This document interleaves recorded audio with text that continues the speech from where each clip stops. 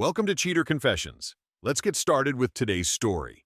I remember the restaurant clearly because that was the night I stopped pretending. It was a quiet place downtown, nothing fancy, just dim lights, low music, and people minding their own business. Julia sat across from me, scrolling through her phone like I wasn't even there. Her glass of wine sat untouched. Mine was already empty.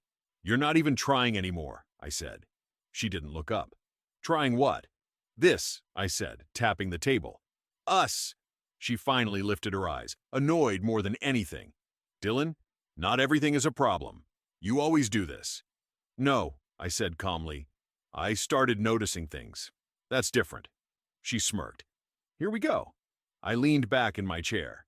"Last month you were in Miami. Before that, Denver. Always work, always last minute.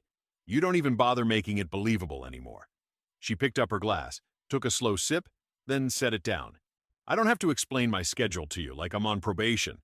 "You're married," I said. "That comes with basic explanations." She laughed under her breath. "You're starting to sound insecure." That word again. She liked using it whenever she didn't have a real answer. I nodded once. "And you're starting to sound predictable." That got her attention. Her eyes sharpened. "Careful," she said. "You're crossing a line." I held her gaze. "No, I'm finally seeing it." For a few seconds, neither of us spoke. Then she grabbed her bag. "I'm not doing this tonight," she said, standing up. "I have an early morning." "Another trip?" I asked. She didn't answer, just walked out. I didn't chase her, didn't call after her. I paid the bill, finished my drink, and left. That was 3 days before the message. I was at home when it came in, just a buzz on the counter while I was making coffee. I wiped my hands and picked up the phone. It was her. I opened the message. "I'm in Vegas for a week. Don't wait up." That was it. No greeting, no explanation, nothing else. I stared at it for a moment, then read it again. Then I typed back, steady, no hesitation. "Have fun with him. The divorce papers are ready." I hit send, blocked her number, and set the phone down. For the first time in a long time, the silence in the house felt right. I didn't feel angry. I felt done. The first call came 10 minutes later. Unknown number. I let it ring. Then another. Different number. Same timing. Same urgency. I picked up on the third one. "What the hell are you doing?" Julia's voice came through fast, tight. "Why am I blocked?" "You're not blocked," I said. "You're just not someone I talk to anymore." Silence for half a second. "Dylan, stop acting like this," she said. "It's embarrassing." "What's embarrassing is you being in Vegas with another man and thinking I wouldn't notice." "You don't know that," she snapped. "I don't need proof anymore." She exhaled sharply. "You always jump to the worst conclusion." "No," I said. "I just stopped ignoring the obvious." Her tone shifted, softer now. "You're overreacting. I needed space. That's all this is." "You needed a week in Vegas to find space?" I asked. "You could have walked outside." "Why are you being like this?" she said, frustration creeping in. "We can talk when I get back." "There's nothing to talk about." "There is if you stop acting like a child." I almost laughed. Instead, I kept my voice steady. "You left the marriage a long time ago. I'm just closing it. You don't get to decide that alone." "I already did." Another pause. Longer this time. Then she tried something else. "Who told you something? Is this about work? About Natalie? Because if someone said something, it's about you," I cut in. "Only you." Her voice hardened again. "You're making a mistake." "No," I said. "I've been making one for years." I hung up, blocked the number, set the phone down. That was the last time I gave her a conversation. After that, I moved. Not emotionally, practically. First call was to my lawyer, Caleb Pierce. I'd met him years ago through a client. Solid, efficient, no wasted words. "Dylan," he said when he picked up. "What's going on?" "I'm filing," I said. "And I want it clean." "Reason?" "Adultery," I said. "And I'm not guessing." He paused. "You have evidence?" "Working on it," I said. "But I don't need to wait to start." "Good," he said. "Come by tomorrow. We'll get ahead of it." Next, I called a locksmith. By the time the day ended, the locks were scheduled to be changed, my accounts were reviewed, and every shared access point was flagged. No speeches, no second chances, just steps. That night, the house was quiet again. But this time, it wasn't empty. It was clear. The next morning, I was already ahead of it. Caleb had the paperwork started. Accounts were flagged. Access was tightening. I wasn't reacting anymore. I was moving first. That's when the doorbell rang. I opened it and saw Elena Brooks standing there, Julia's cousin. We'd met a handful of times. She was quiet, observant, the kind of person who noticed things and didn't talk unless it mattered. Now she looked like she'd already made a decision. "Dylan," she said, "can I come in?" I stepped aside. She walked in, didn't waste time looking around, didn't make small talk, just reached into her bag and placed a small external drive on the table. "You finally did it," she said. "Did what?" "Stop letting her play you." I didn't react. "What's on that?" "Everything," she said. I studied her for a second. "Be specific." Elena nodded once. "Julia's been cheating on you for years. Not just one guy. More." I didn't flinch. "Names." She met my eyes. "The one she's with in Vegas is Adrian Keller, real estate investor. That's not new. They've been meeting up for over a year." That lined up. "What else?" She exhaled slowly. "Before him, there was Mark Rivera. Then someone from her company, Daniel Cross. That one overlapped with the others." I picked up the drive but didn't plug it in yet. "How long have you known?" "Before your wedding," she said. "I tried to tell you once. You didn't want to hear it." That sounded right. "Why now?"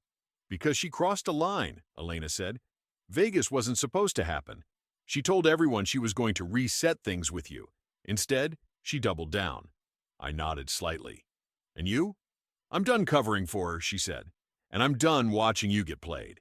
I plugged the drive into my laptop. Folders opened up immediately. Photos, messages, hotel confirmations, flight bookings. No guesswork, no interpretation needed.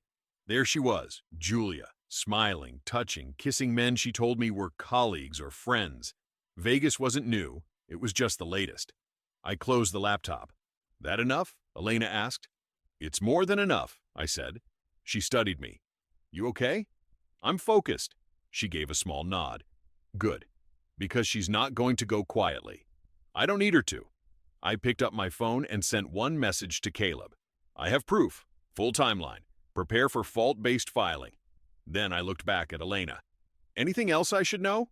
She paused, then said, "She thinks you'll fold when she comes back." I almost smiled. "She doesn't know me." Elena picked up her bag.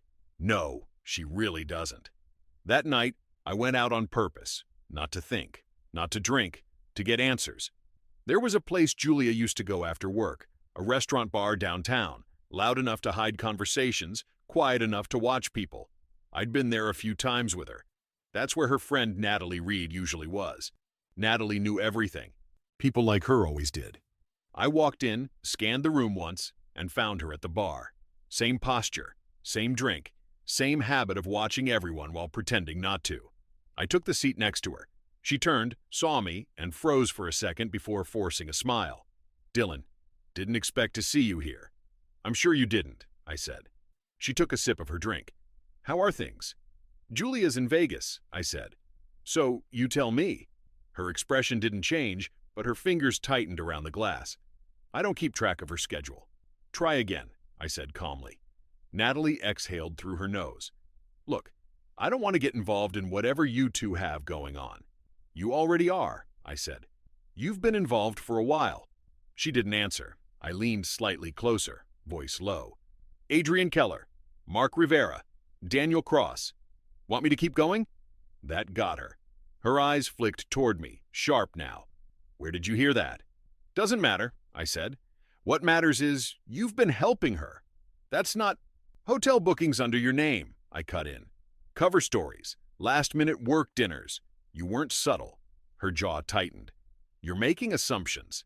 "No," I said. "I'm confirming patterns." She stayed quiet. That was enough.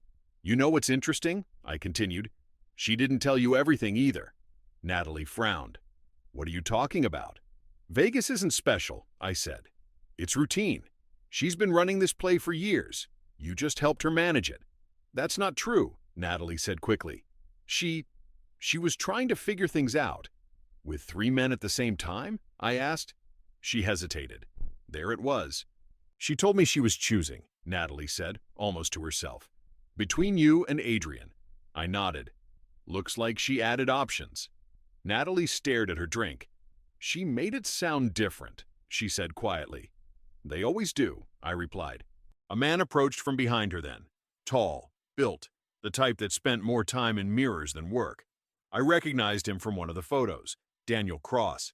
He looked at me, then at Natalie. Everything good here? Yeah, I said before she could answer. We're just clearing things up. His eyes narrowed slightly. You're Dylan. That's right. He stepped closer, testing space. Maybe you should let it go. I didn't move. Or what? I asked. Silence stretched for a second. Then he stepped back. Smart decision. I stood up, finished my drink, and looked at Natalie one last time. She's not coming back to fix anything, I said. She's coming back to control it. Natalie didn't respond. She didn't need to. I walked out knowing two things. Julia's circle was cracking, and when she came back, she wouldn't be walking into the same situation she left. Julia came back 3 days later. No warning, no call, just showed up. I saw her through the window first, standing outside the house like she still belonged there. Designer suitcase beside her, sunglasses on, posture straight like she was walking into a meeting she planned to win. I opened the door before she rang. Dylan, she said, like nothing had happened. We need to talk.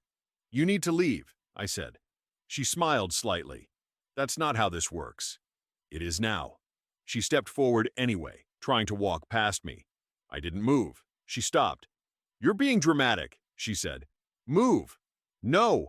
That word landed heavier than anything I'd said before. She took off her sunglasses slowly. Her eyes searched my face, trying to read me. This isn't you, she said.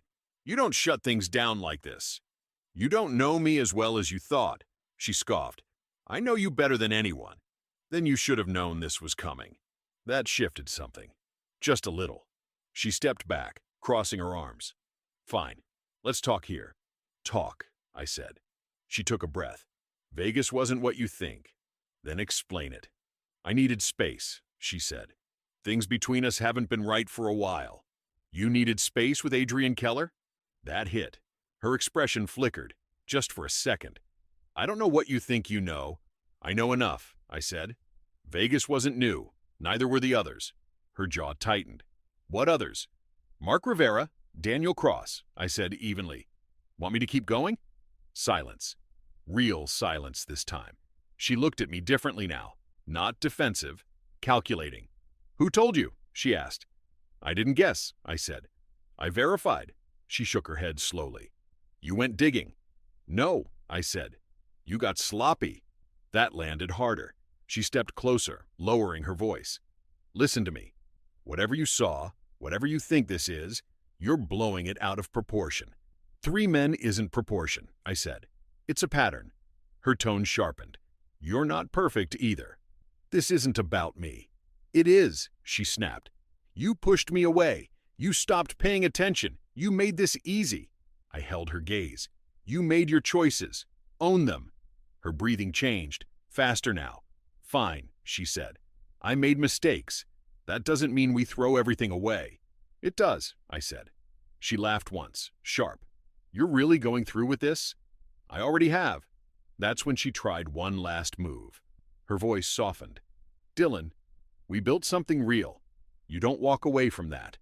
I stepped aside and pointed toward her suitcase. You already did. Her face hardened. You'll regret this, she said. No, I replied. You will. I reached inside, grabbed the suitcase I had already packed with the rest of her things, and set it outside. Take it, I said. The rest gets shipped. You can't just throw me out. I can, I said. And I just did. She stared at me for a long second. Then she picked up her suitcase. This isn't over, she said. I nodded once. For you, maybe? Then I closed the door, locked it, and this time I didn't look back. 3 weeks later, Julia made her move. I was sitting in Caleb Pierce's office when he slid a document across the desk. She withdrew $48,000, he said, from a joint account you weren't tracking. I shut everything down, I replied. You shut down what you knew about. This one slipped through. She still had access. I looked at the statement. Dates, transfers, clean execution, planned. When? I asked. 2 days ago. I leaned back. No surprise, just confirmation.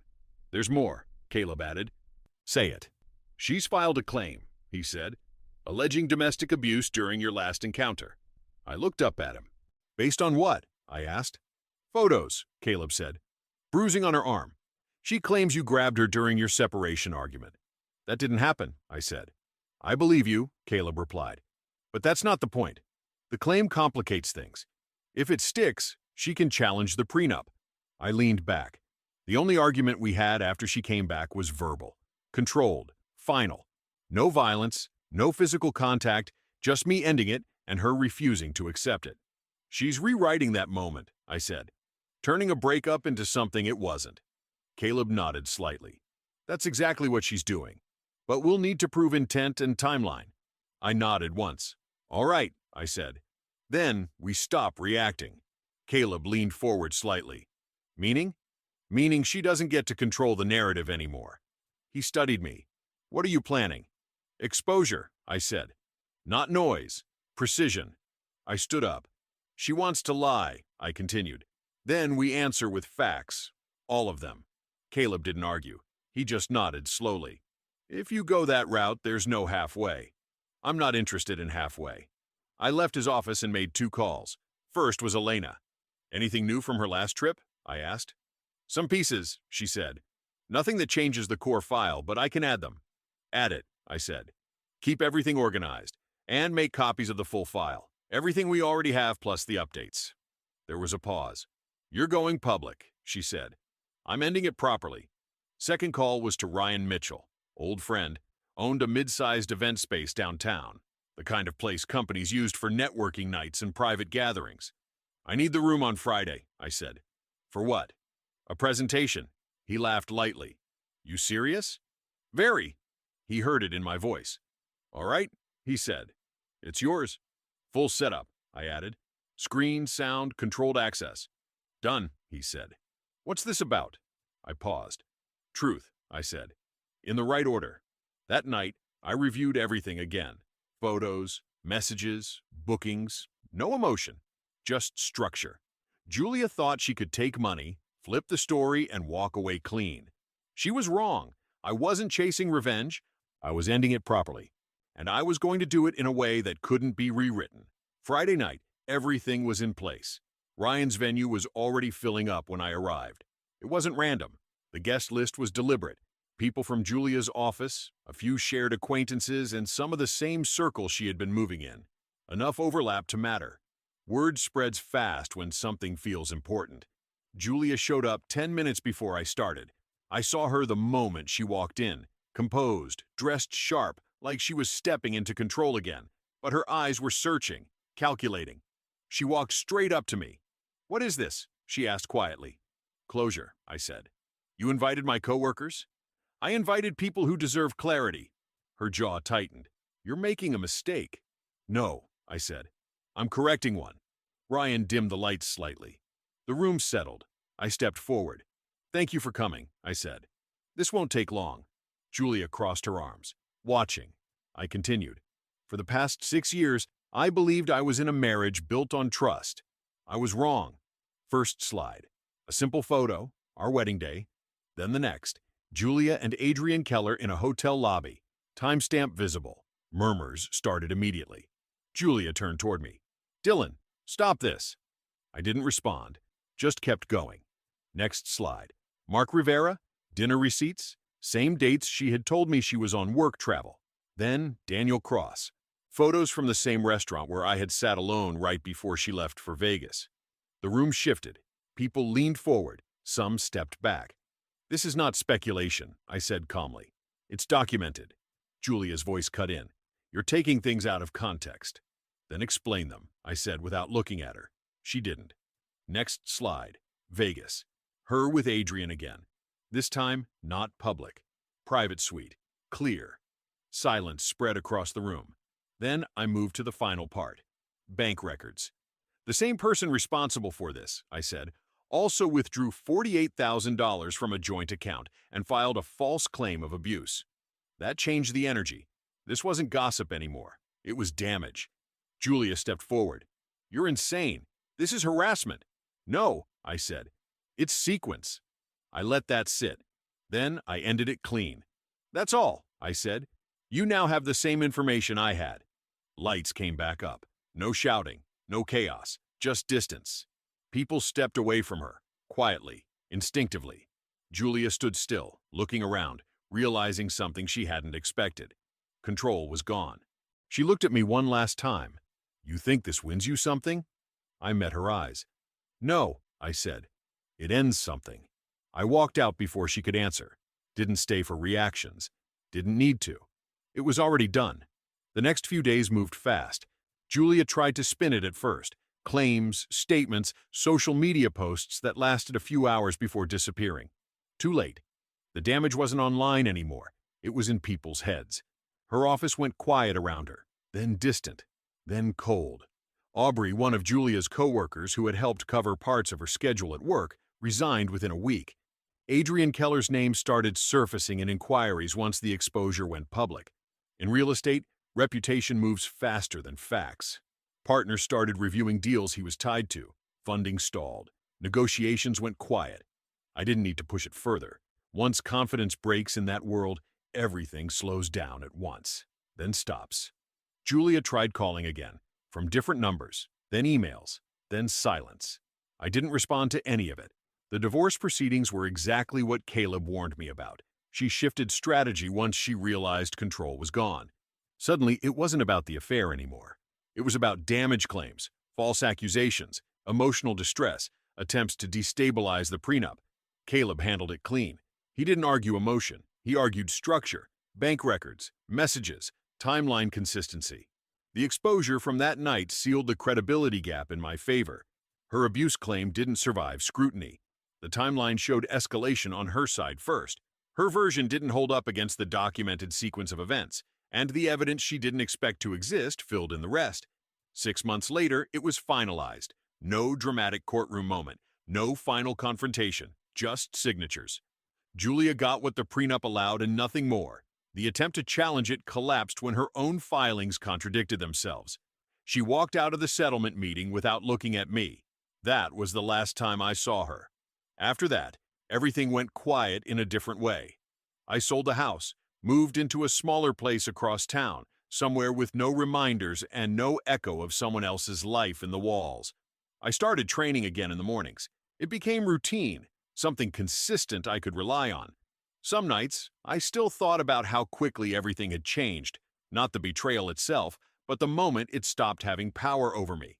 That shift was the real ending, not the exposure, not the divorce. The moment she realized she wasn't in control anymore. Julia disappeared from the circles we used to share. Last I heard, she left the city, started over somewhere else. Reputation doesn't die cleanly, but it moves on without you. So did I. There was no victory in it, no celebration, just the absence of something that had been wrong for a long time. And for the first time in years, that absence didn't feel like loss. It felt like space, and I finally had room to breathe in it. Thank you for watching.